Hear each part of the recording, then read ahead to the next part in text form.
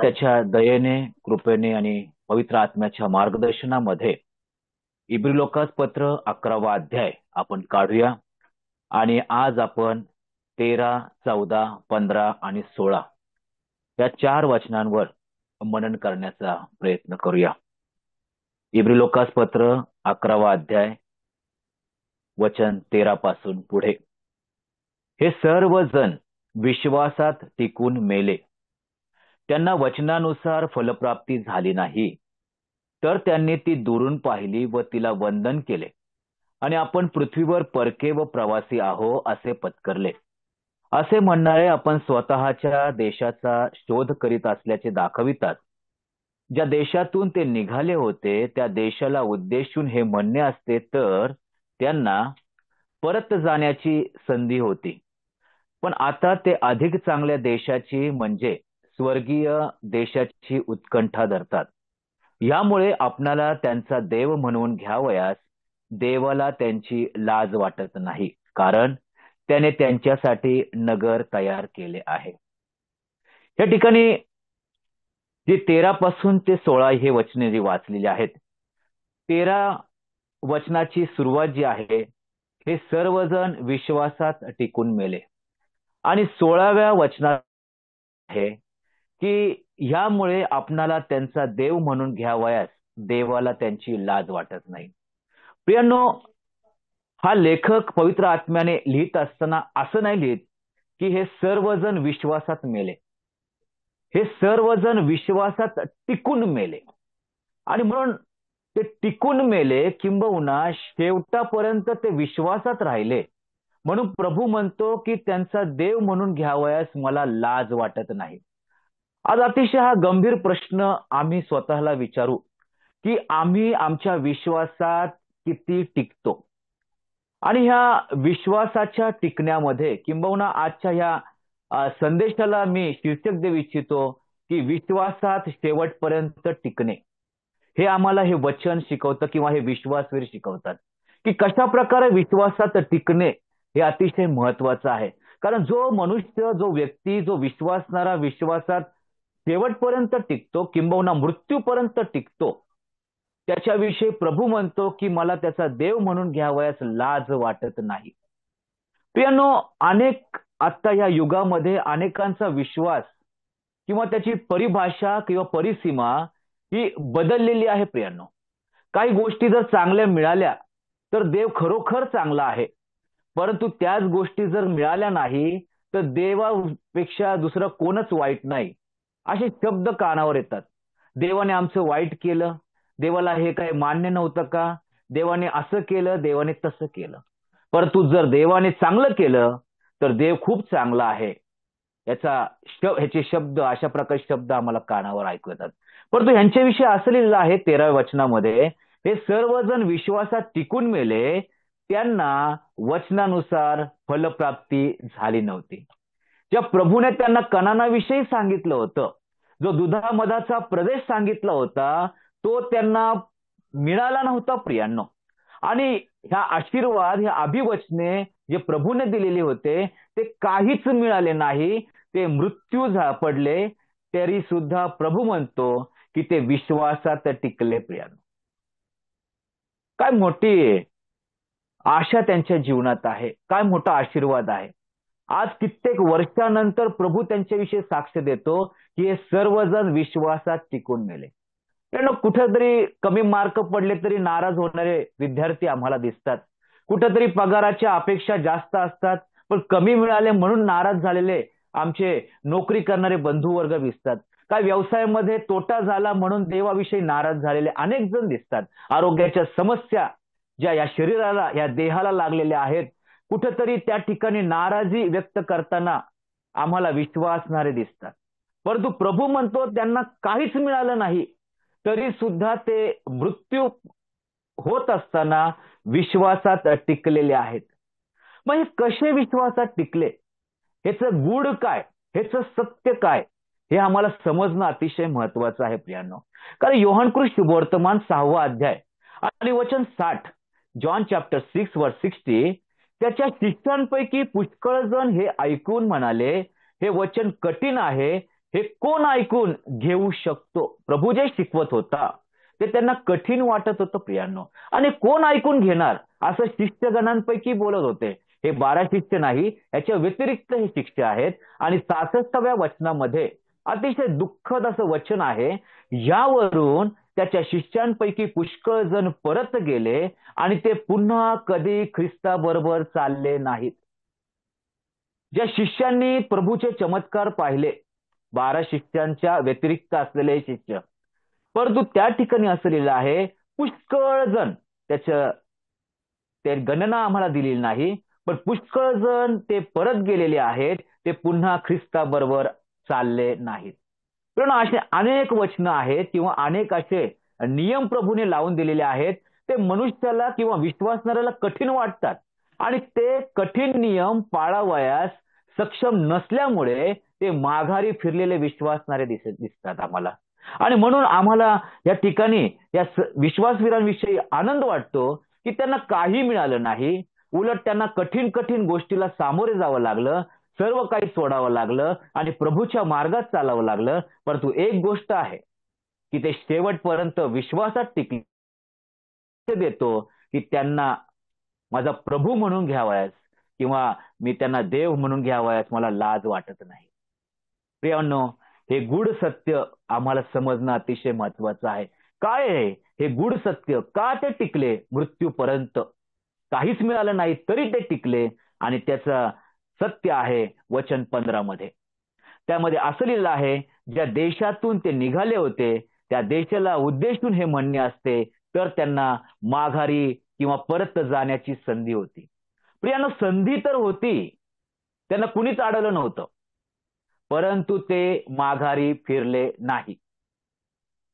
माघारी फिरले नाही.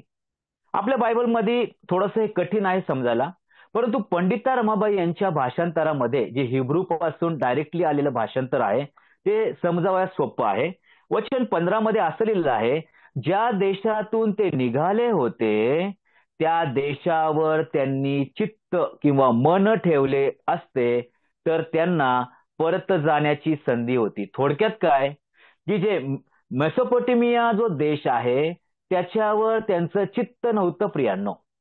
त्यांचं चित्त त्या प्रदेशावर नव्हतं, ते चित्त त्यांच्या त्या धनदौलतीवर नव्हतं, तर त्यांचं चित्त जे होतं ते कशावर होतं? वचन 16 मध्ये त्यांचं चित्त, त्यांचं मन त्या देशापेक्षा देखील अधिक चांगल्या देशाची म्हणजे स्वर्गीय देशाची उत्कंठा धरतात. यामुळे त्या स्वर्गीय देशाकडे त्यांचं चित्त किंवा मन लागलेलं आहे. प्रियांनो, आज विश्वासणाऱ्यांना उत्तम धडा हे विश्वासवीर शिकवत आहे. जर तुम्हाला मला विश्वासात टिकून मरायचं आहे तर एक गोष्ट लक्षात ठेवणं गरजेचं आहे की जे मागचं जे जीवन आहे, जर जुनं जीवन सोडून आम्ही पुढे चालणारे नवीन जीवनामध्ये आहोत, त्या मागील जीवनाकडे चित्त न लावणे, मागील स्वभावाकडे चित्त न लावणे, पुढे पुढे जाणारं जीवन आम्हाला जगणं अतिशय महत्वाचं आहे. आणि खरं पाहता तर स्वर्गीय दर्शन आमच्या जीवनात असणं गरजेचं आहे. आणि म्हणून त्या ठिकाणी असं लिहिलं आहे की त्यांचं चित्त स्वर्गाकडे लागलेलं असं आहे. त्यांनी परत कधी माग फिरलेले दिसत नाही. मत्तेकृत शुभवर्तमान प्रभू आपल्या शिष्यांना बोलत असताना मत्तयाच्या शुभवर्तमानात 6वा अध्याय आणि 21व्या वचनामध्ये प्रभूचे शब्द नमूद झालेले आहेत. ते असे, कारण जेथे तुझे धन आहे तेथे तुझे मनही लागेल. ते खरोखर आज आमचं धन कुठं आहे? जर धन ह्या जगामध्ये आहे तर मन आमचं ह्या जगातच लागणार आहे. एका सेवकाने असं म्हटलेलं आहे की जेवढं तुम्ही धन ह्या जगामध्ये साठवल, ज्यावेळेस आमचं निर्गमन होईल किंवा आमचं पुनरुत्थान होईल त्यावेळेस हे धन ख्रिस्त विरोधाच्या हातामध्ये जाईल. आम्ही कितीही कमवलं, कितीही धनदौलत केली, कितीही प्रॉपर्टी कमवली, पण विश्वासणाऱ्यांना एक लक्षात ठेवणं गरजेचं आहे की सर्व काही ख्रिस्त विरोधाच्या हातात जाणार आहे. आणि म्हणून आज आम्हाला ठरवायचंय की आमचं मन कुठं लावायचंय. आमचं मन जर स्वर्गाकडे लागलेलं आहे तर धन आपोआप स्वर्गामध्ये साठलं जाईल. इब्री लोकास पत्रामध्ये 11वा अध्याय पुन्हा 16व्या वचनाकडे आपण लक्ष देऊ की त्यांचं मन, त्यांचं चित्त त्या मेसोपोटेमियामध्ये नाही तर स्वर्गाकडे लागले होते, म्हणून ते मृत्यूपर्यंत विश्वासात टिकले. नीतिसूत्रकार 4 अध्याय आणि 23व्या वचनामध्ये असं लिहितो, सर्व रक्षणीय वस्तूंपेक्षा आपल्या अंतःकरणाचे विशेष रक्षण कर, कारण त्यात जीवनाचा उगम असा आहे. आमच्या मनाचं विशेष करून रक्षण करणे, आमच्या चित्ताचं, अंतःकरणाचं विशेष करून रक्षण करणं अतिशय महत्वाचं आहे. जर आमच्या मनाचं आम्ही रक्षण केलं नाही तर कुठेतरी आमच्या विश्वासी जीवनामध्ये अडखळण येऊ शकतात आणि आम्ही त्या विश्वासात शेवटपर्यंत टिकू शकणार नाही. प्रियांनो, 2 कोरिंथ 11 अध्याय वचन 3 पौल अशा प्रकारे लिहितो. 2 कोरिंथ 11 अध्याय वचन 3, जसे सापाने कपट करून हवेला ठकविले तसे तुमची मने कशाने तरी बिघडून ती ख्रिस्ताविषयीचे सरळपण व शुद्धता यापासून भ्रष्ट होतील असे मला भय आहे. कशाने तरी तुमची मने बिघडील अशी व्यथा पौल सांगत आहे, किंवा अशी धोका आम्हाला तो सांगत आहे. प्रियांनो, कशाने तरी मना जगामध्ये अनेक अशा गोष्टी आहेत की कशाने तरी आमची मने बिघडतात. प्रियांनो, आणि बिघडलेली मन ही प्रभूच्या मार्गात चालत नाही, तर त्या अंधकारमय जगामधल्या लोकांसारखी चालतात. प्रभूचं वचन सांगतं पौलाच्या द्वारे, कशाने तरी तुमची मने बिघडतील. आणि त्याचं उत्तम उदाहरण देत असताना तो म्हणतो की हव्वेचं उदाहरण देतो. हवेला काय झालं? मोह झाला. प्रियानो, ते मोहाने बिघडलेले मन आम्हाला उत्पत्तीच्या ग्रंथात दिसतं. 3 अध्यायामध्ये आणि 1 ते 7 मध्ये तो मोठा वृत्तांत आहे, पण एक वचन वाचतो मी, उत्पत्ती 3 आणि वचन 1 ते 7 मधला तो भाग. त्या ठिकाणी असं लिहिलं आहे वचन 5 मध्ये, सर्प स्त्रीला म्हणतो काय, तुम्ही खरोखर मरणार नाही. तर काय होणार? कारण देवाला हे ठाऊक आहे की तुम्ही त्याचे फळ खाल त्याच दिवशी तुमचे डोळे उघडतील आणि तुम्ही देवासारखे बरे वाईट जाणणारे व्हाल. त्यानं मनुष्याच्या मनामध्ये एक विचार सोडला सैतानाने की तुम्हाला देवासारखं व्हायचंय. देवाला माहिती आहे की तुम्ही जर हे फळ खाल तर तुम्ही देवासारखं व्हाल. You will be like God. प्रत्येक मनुष्य, असे अनेक मनुष्य आहेत या जगामध्ये की त्यांना देवासारखं व्हायचंय. आणि सुरुवात आम्हाला यशायाच्या ग्रंथातच दिसते, 14व्या अध्याय आणि 12 ते 14 या वचनामध्ये. ज्या सर्पाने, ज्या सैतानाने हा विचार प्रगट केला, त्याचाच हा विचार आहे की मी परात समान होईल, माझं सिंहासन त्याच्या वर होईल. म्हणजे ह्या सैतानाला, या लुसिफरला देवासारखं व्हायचं होतं. त्याचं मन त्या देवाच्या सिंहासनापेक्षा उंच असावं असं त्याचं मन सांगत होतं. त्याचं बिघडलेलं मन त्या स्वर्गामधलं आम्हाला दिसतं, म्हणून तर त्याला भूतलावर खाली आपटण्यात आलं. प्रियांनो, तोच विचार मनुष्यामध्ये त्यांनी ओतला एदेन बागेमध्ये की तुम्ही देवासारखे व्हाल, you will be like God. आज काहीतरी छोटी स्तुती झाली एखाद्या सेवकाची असो किंवा तो इतका उंच चढतो की देव कुठेतरी खाली दिसतो. प्रियांनो, आम्ही फक्त मुखाने म्हणतो प्रभू तू उंचवला जाव, आम्ही घटला जाव, पण खरंच आम्ही घटतो का? प्रियांनो, आम्हाला देवासारखं व्हायचंय का? जो पवित्र आत्मा आमच्यामध्ये आहे तो आम्हाला, आमचा सन्मान आम्हाला देतो, आम्हाला गौरव देतो, परंतु आमचं आद्य कर्तव्य आहे की आम्ही देवासारखं नाही तर देवाच्या लेकरांसारखंच आमचं जीवन असणं अतिशय महत्वाचं आहे. देवालाच उंच करणं हेच आमचं महत्वाचं कर्तव्य आहे. प्रियांनो, कारण अनेक जण मनुष्य देवासारखं होण्याचा प्रयत्न करतात. ती आजची गोष्ट नाही, तर युगाच्या प्रारंभापासून त्या गोष्टी आहेत. रोमकरास पत्र 1 अध्याय आपण काढूया आणि त्या ठिकाणी वचन 22 पासून असं लिहिलं आहे की स्वतःला शहाणे म्हणता, रोम चॅप्टर 1 वर्स 22, स्वतःला शहाणे म्हणता ते मूर्ख बनले. आणि काय झालं? अविनाशी देवाच्या गौरवाची नाशवंत मनुष्य 1, 2 पक्षी, 3 चतुष्पाद, 4 पशु व सरपटणारे प्राणी 5 यांच्या प्रतिमेच्या रूपाशी त्यांनी आदला बदल केली. प्रियानो, प्रत्येकाला देवाचं स्थान पाहिजे. पहिला क्रमांक कुणाचा आहे? मनुष्याचा. तो कोणता मनुष्य आहे? नाशवंत मनुष्य आहे प्रियांनो. त्या नाशवंत मनुष्याला त्या देवाचं स्थान पाहिजे प्रियांनो. का असं घडलं? कारण सुरुवातच आम्ही पाहतो एदेन बागेतून की तुम्ही देवासारखे व्हाल. हे मन आम्हाला ताब्यात ठेवायचंय. त्या मनाचं आम्हाला रक्षण करायचंय की मला देवासारखं नाही व्हायचं, तर देवाच्या पुत्रासारखं, लेकरासारखं, मुलांसारखं मला बनायचंय. त्या ख्रिस्तासारखी माझं प्रतिरूप होऊ द्या, पण तो ख्रिस्तच माझ्या जीवनामध्ये उंचवला जावा, मी घटला जावो आणि तोच उंच व्हायला पाहिजे. त्या का घडलं असं बरं? हे का अदला बदल करण्यात आली? त्याचं उत्तर आम्हाला रोमकरास पत्र पहिला अध्याय 21व्या वचनामध्ये त्या ठिकाणी त्या नाशवंत मनुष्याबरोबर अदला बदल करण्यात आली. त्याचं उत्तर आम्हाला दिसतं. 21वं वचन काढू आपण. देवाला ओळखून सुद्धा त्यांनी देव म्हणून त्याचे गौरव केले नाही किंवा त्याचे आभार मानले नाहीत, पण ते आपल्या कल्पनांनी शून्यवत झाले आणि त्यांचे निर्बुद्ध मन अंधकाराने भरून गेले. निर्बुद्ध मन प्रियांनो कशामध्ये आहेत? अंधकाराने भरलेलं आहे. प्रियांनो, अंधकाराने भरलेलं मन हाच विचार करू शकतो की मला देवासारखं व्हायचंय, माझं मन देवाकडे लागावं ही अपेक्षा आहे. परंतु माझं मन हे देवाच्या सिंहासनापेक्षा उंच माझं सिंहासन असावं असं सांगत असताना या गोष्टी घडतात प्रियांनो. मनुष्याला देवाचं स्थान पाहिजे. कशामुळे झालं हे? तिच्या मनामध्ये तो विचार आला.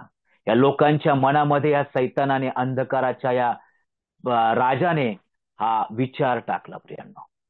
प्रेषितांच्या कृत्यामध्ये आम्हाला आणखी एक गोष्ट दिसते की मनुष्याला देवाचं स्थान एवढंच नाही, तर मनुष्याला देवाचं धन किंवा देवाच्या वाट्याचं देखील पाहिजे. प्रेषितांची कृत्ये 5वा अध्याय आणि वचन 1 ते 3 मंडळीतलं पहिलं पाप आम्हाला दिसतं. पहिलं बघितलं एदेन बागेतलं, आता मंडळीतलं पाप. त्या ठिकाणी हनन्या नावाचा कोणी एक इसम आहे, त्याची बायको सफिरा आहे. आपली धनदौलत त्यांनी मालमत्ता विकली आणि बायकोच्या संमतीने काही भाग मागे ठेवला आणि प्रेषितांच्या चरणापाशी आले आणि ते आणलेला भाग त्यांनी ठेवला. वचन 3 मी वाचतो. आणि तेव्हा पेत्र म्हणाला, हनन्या, तू पवित्र आत्म्याशी लबाडी करावी आणि जमिनीच्या किमतीतून काही ठेवून घ्यावे, म्हणून सैतानाने तुझे मन का भरकविले आहे? हा सैतान आमच्या मनामध्ये कार्य करतो प्रियांनो. तो एदेन बागेत केला, देवाच्या त्या बागेत, आज देवाच्या मंडळीत देखील हा कार्य करत आहे. म्हणून तर त्या इब्री लोकास पत्र 11वा अध्याय आणि त्या वचनांमध्ये वाचलं की त्यांचं मन स्वर्गाकडे लागलं होतं, म्हणून ते विश्वासात टिकले. आज जर मला विश्वासात टिकायचंय माझ्या शेवटच्या श्वासापर्यंत, तर माझं मन माझ्या देवाकडे लागणं अतिशय महत्वाचं आहे त्यांना. यांनी त्या लोकांच्या, त्या उभयतांच्या मनामध्ये काय केलं? लबाडी भरली. देवाच्या वाट्याचं त्यांनी काढून घेतलं. आज काय चाललेलं आहे? आज देवाच्या वाट्याचं हे मन सांगतं का ती काढून घे, तुझ्या गरजा भरपूर आहे. आमच्या गरजा जर आम्ही त्या पैशातून भागवत गेलो तर एक सांगतो की आमची एकही गरज पूर्ण होणार नाही किंवा एकही गरज आमची ती शेवटापर्यंत आमचं मन भरणार नाही. प्रभूच्या मंडळीच्या गरजा, प्रभूच्या सेवकांच्या गरजा भागवणं हे अतिशय महत्वाचं आहे आणि ते सत्याने भागवणं त्यापेक्षा अधिक महत्वाचं आहे.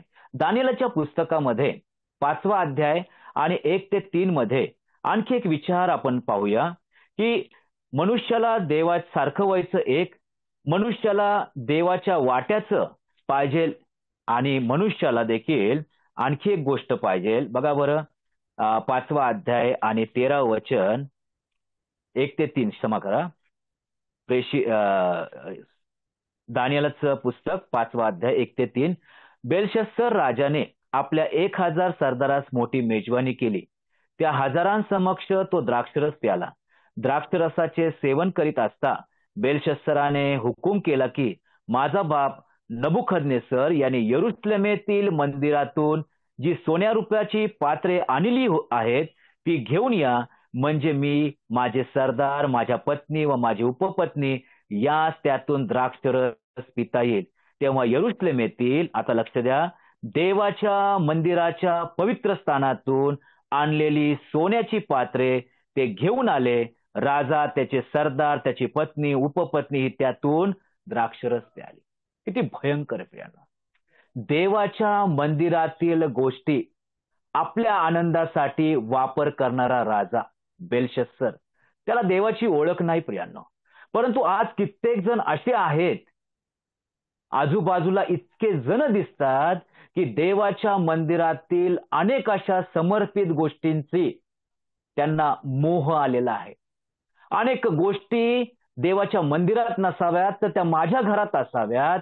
अनेक अशा समर्पित गोष्टी त्या देवाच्या मंदिरात नसाव्यात तर माझ्या खिशात असाव्यात, असं अनेकांना वाटतं प्रियांनो. परिस्थिती भयंकर आहे. का असं झालं? कारण ह्या युगाच्या दैवताने त्यांची मने आंधळे केलेली आहेत प्रियांनो. त्यांच्या मनात अंधकार आहे प्रियांनो. प्रभू म्हणतो की माझ्या मंदिरातील पवित्र स्थानातील आणलेली सोन्याची पात्रे त्याच्यामध्ये द्राक्षरस ओतून त्यांनी प्याला. परिणाम काय झाला? एकच पान पुढे जावा आणि त्या ठिकाणी फक्त 30 वचन जर वाचलं, ज्या दिवशी त्यांनी द्राक्षरस पिला त्याच रात्री खासद्याच्या राजा बेलशस्सर याचा वध झाला प्रियांनो. परिणाम अतिशय गंभीर आहे. देवाच्या मंदिरातील गोष्ट चोरणे, देवाच्या मंदिरातील समर्पित गोष्टींचा मोह वध झाल्याशिवाय राहत नाही प्रियांनो. आणि अशा अनेक उदाहरणं तुमच्या आजूबाजूला, माझ्या आजूबाजूला आहेत प्रियांनो.